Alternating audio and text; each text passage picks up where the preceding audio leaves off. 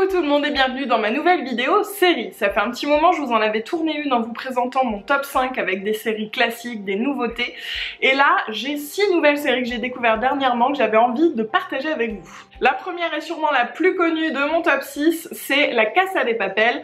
Vous en avez sûrement entendu parler, en tout cas si vous avez Netflix, cette série a fait un vrai boom. Quand elle est sortie, tout le monde en a parlé, c'était vraiment impressionnant. Et avec Chérie, on s'est enfin décidé à la regarder et franchement, elle est top. En gros, c'est une histoire d'un braquage, mais c'est tellement plus que ça. Elle est en espagnol, cette série. Alors moi, je comprends un petit peu, Chérie pas du tout, mais nous, on regarde toujours en version originale sous-titrée. Et ça ne l'a pas du tout gêné de faire juste avec les sous-titres. Enfin, après, c'est vraiment un choix personnel, mais nous, on supporte pas le doublage, en fait. Donc même si on comprend pas ce qui est dit, c'est pas grave. Ceci dit, comme à chaque fois sur Netflix, vous avez aussi version française, en anglais, ou enfin ce que vous voulez.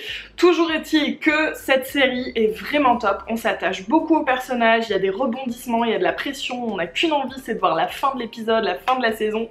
Et donc là, il y a une saison, la deuxième, je sais pas quand est-ce qu'elle va arriver, mais vivement. La deuxième série, c'est The Handmaid's Tale, j'ai toujours beaucoup de mal à le dire, ou plutôt La Servante écarlate en français. Alors cette série, c'est un bijou. Alors c'est pas très gay, hein, c'est même plutôt glauque et dérangeant et voilà. Enfin glauque dans le sens où il se passe des choses... Enfin, on se dit mais c'est pas possible quoi, l'humain ne peut pas faire ça. Pour vous expliquer un petit peu si vous n'en avez pas entendu parler, en fait c'est en Amérique, il n'y a plus d'enfants. Voilà, les femmes deviennent de plus en plus stériles et donc il faut faire quelque chose. Et pour ça, une nouvelle société se met en place, mais elle est très oppressante. C'est surtout pour les femmes, c'est un truc de fou. Voilà, je peux pas trop vous en dire plus, mais elle est génialissime. Celle-ci, elle est pas sur Netflix, c'est Chérie qui télécharge des séries en payant un abonnement à je sais pas quoi, enfin ne me demandez pas parce que je ne suis au courant de rien, moi je regarde. Et donc franchement, elle est géniale. Dans un registre complètement différent et cette fois sur Netflix, Santa Clarita Diet. Je crois pas vous en avoir déjà parlé. C'est une série complètement barrée avec Drew Barrymore, ça fait plaisir de la retrouver.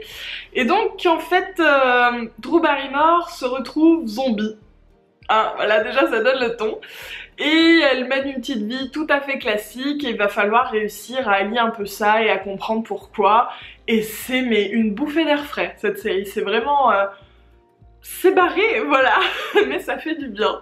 Si vous avez vu ma première vidéo, vous savez que j'adore les séries d'époque et j'ai découvert dernièrement la série Victoria qui est...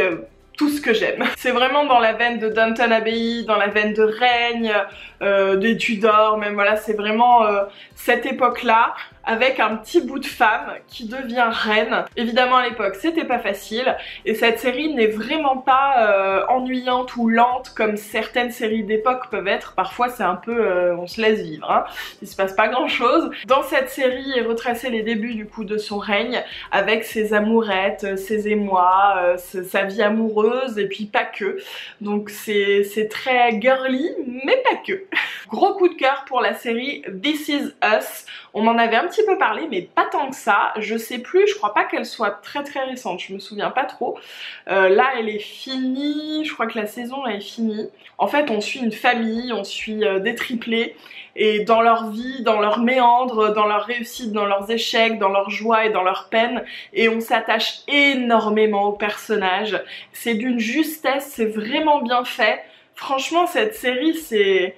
ouais, ça vous touche vraiment en plein cœur, quoi. Et ma dernière découverte qui m'a été conseillée par plusieurs d'entre vous quand je ne sais plus quand je vous demandais si vous aviez des séries comme ça que vous aviez regardées qui étaient chouettes, on m'a conseillé la série Dark qui est sur Netflix. C'est une série allemande, donc du coup bah on l'a regardée en allemand, hein, en VO. On ne comprend pas du tout l'allemand, mais ça ne nous a pas gêné encore une fois, c'est notre façon à nous de regarder. Et cette série, elle est géniale. Franchement, au début on était un peu sceptiques en mode... bon, on va voir, parce qu'on ne s'était pas trop renseigné dessus. Et en fait, c'est une histoire de science-fiction, mais je ne peux rien vous dire de plus, parce qu'on apprend vraiment tout au fur et à mesure. Il y a plein de mystères, il y a plein de gens mystérieux. Tu te dis, oulala, lui il est louche, et lui aussi, et lui c'est qui, et... franchement, elle est génialissime. Là, elle est super fraîche dans ma tête, parce qu'on vient de la finir hier, voilà, la saison. Donc, on a super hâte de voir la suite. Voilà pour mes derniers coups de cœur séries. Si vous en avez d'autres, n'hésitez pas à les laisser dans les commentaires, qu'on s'échange un petit peu les bons plans. Entre générations séries, on se donne des idées. Donc voilà, j'espère vraiment que cette vidéo vous a plu, et surtout si vous découvrez des séries grâce à mes petits conseils, dites-moi ce que vous en pensez après, parce que c'est toujours super intéressant. Comme d'hab, si la vidéo vous a plu, n'hésitez pas à me le dire en me laissant un petit like et en vous abonnant à ma chaîne. Et moi je vous fais des gros bisous en attendant la prochaine.